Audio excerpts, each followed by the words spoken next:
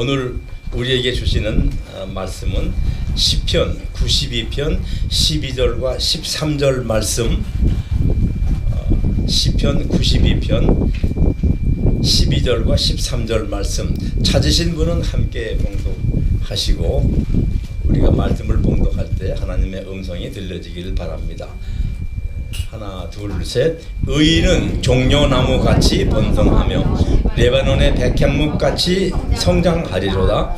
이는 여호와의 집에 심겼으며 우리 하나님의 뜰 안에서 번성하리로다. 아멘. 거룩하신 하나님, 하나님의 생명의 말씀, 창조의 말씀, 구원의 말씀을 받습니다.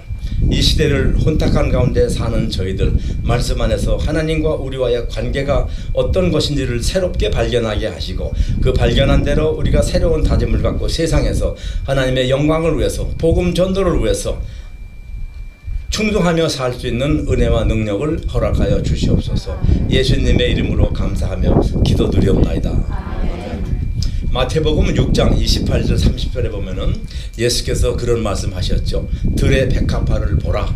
솔로몬의 모든 영광으로도 입은 것이 이 꽃 하나만 못했는데 오늘 있다가 내일 아궁이에 던지는 들풀도 이렇게 입히시는데 하물며 너희일까 보냐 이것이죠. 예수님은 밖에 들에 핀 꽃이나 나르는 새를 보시고서 그 뒤에 숨은 하나님의 공급하심을 기억하셨습니다.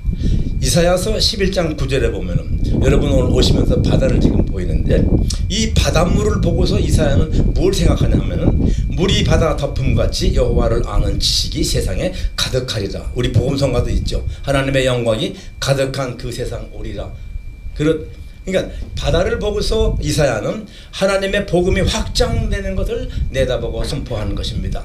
오늘 우리도 이 동산에서 바다도 보고 나무도 보고 또 우리 땀을 스치는 부드러운 바람을 느낍니다.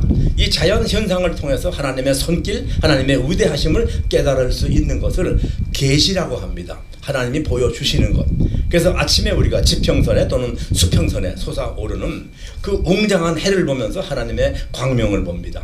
아직 이슬이 풀잎에 맺혀 있을 적에 그 풀끝에 맺힌 작은 이슬방울을 보면서 하나님의 순결하심을 상상할 수가 있습니다. 이런 현상을 일반 계시라고 합니다. 특별 계시는 성경책 또는 기적으로 나타나는 것, 그런 우리가 기도할 때에 나에게 특별히 주시는 계시, 그것을 특별 계시라고 하는데 오늘 우리는 이런 계시를 통해서 하나님이 우리에게 부르심과 또 우리에게 허락하시는 그 축복의 약속을 깨달아 보려고 하는 것입니다.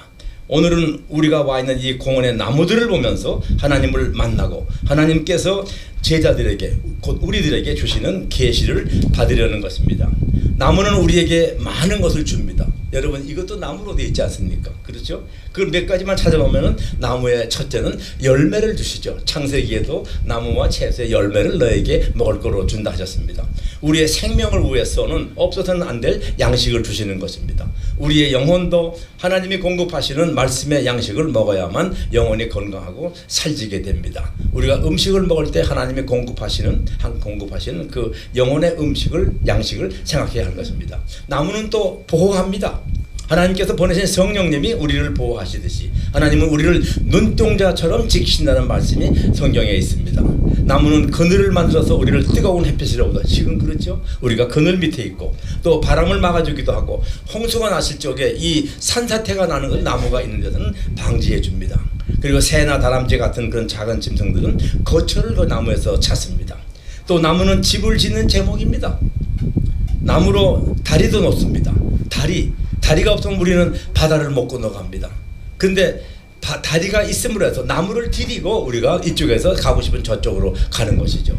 예수님은 우리에게 다리를 주셨는데 천국 가는 다리를 주셨습니다. 그리고 아무도 갈 수 없는 그 천국을 우리들로 자기를 디디고 천국으로 오라고 초대하시고 그 길을 우리에게 가르쳐 주신 것. 우리가 다리를 건너갈 때 나무를 볼 때 예수께서 하늘나라에 가는 다리를 우리에게 주셨구나 감사해야 할 것입니다.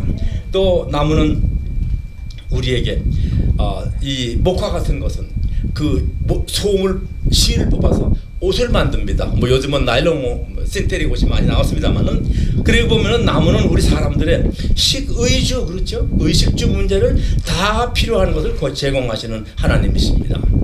그 나무는 옛날에 그릇도 만들었습니다. 그릇. 지금도 나무로 만든 그릇은 더 비싸죠.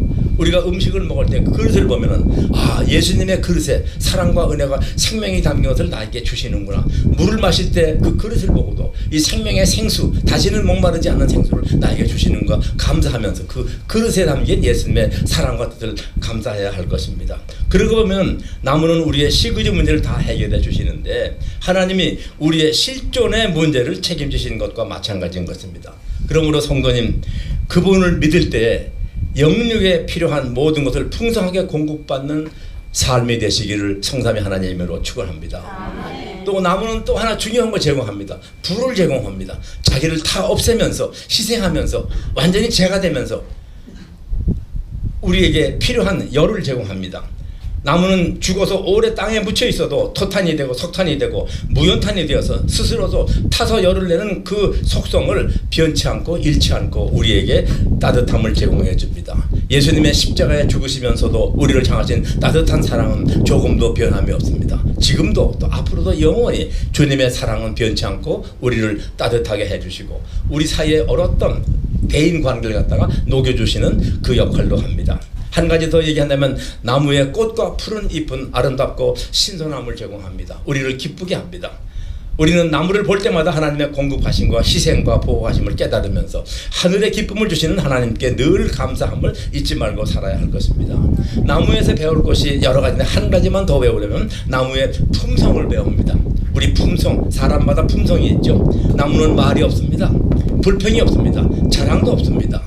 우리 교회는 그런 분들이 안 계시지만 어떤 교회는 조금만 선한 일 하고 나면 자랑하고 싶어서 못 견디는 분, 또 신문에 보면은 뭐 좀 자선했다고 신문에 대문짝만하게 텔레비에 광고하시는 분들, 우리는 그런 거 필요 없습니다. 우리는 그저 하나님의 은혜에 감사해서 불평이나 원망이 없고 자랑하지도 않으며 그저 감사하는 생활을 할 뿐입니다. 나무를 담는 것입니다. 또 나무는 옮겨 다니지 않습니다. 한번 심기운 그곳에서 그 장소에서 자기의 소임을 묵묵히 감당합니다. 또 나무는 물가에 심겨 있기만 하면 더 이상 바라는 것이 없습니다. 성도님은 다시는 목마르지 않는 예수의 생명수 물가에 심기웠으니 하나님께서 칭찬하시는 나무의 역할을 기쁨으로 감당할 때 하늘의 상급을 준비하시는 생활이 됩니다. 나무에는 크고 작은 나무들 또 다양한 쓰임도 있습니다. 여러분 비치에 조금만 걸어 나가시면 저 갈대가 보이네요.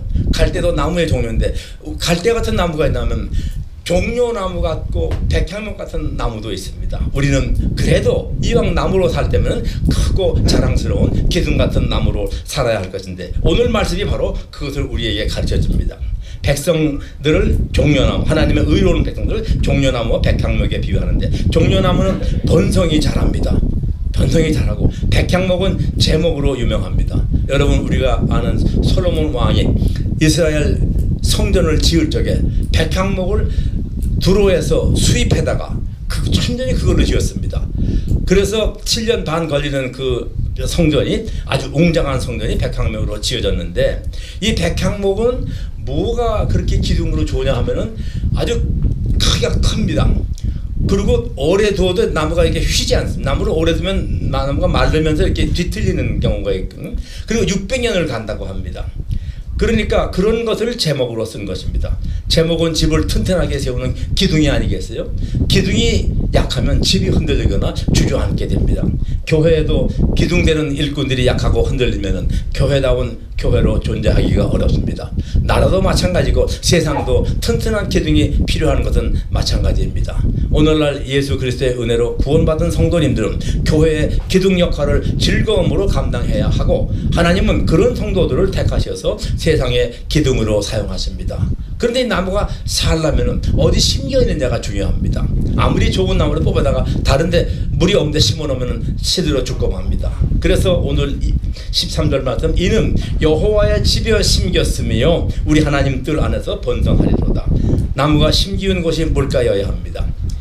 기둥 같은 역할을 할 성도들은 여호와의 집에 심겨져야 한다는 것입니다. 여호와의 집에는 생명이 있고 말씀이 있고 사랑과 진리가 있고 천국 화목이 있는 곳입니다. 바로 그것이 교회입니다. 교회는 예수님의 피로 사신 것이며 주님의 생명이 있습니다. 구원의 은혜가 풍성하고 천국과 영생의 약속이 있습니다. 성도님은 이미 예수님이 택하시고 물로 식히시고 말씀으로 거듭나게 하셔서 성령의 인치심을 받은 의인들입니다. 이 시대의 백향목 기둥들입니다. 교회를 든든히 세우고 가정을 든든히 세우고 나라도 든든히 세우는 기둥의 역할로서 교회를 자기 피로 사신 예수 그리스도의 사랑과 평화와 공의를 증거하며 사시기를 성삼위 하나님의 이름으로 축원합니다.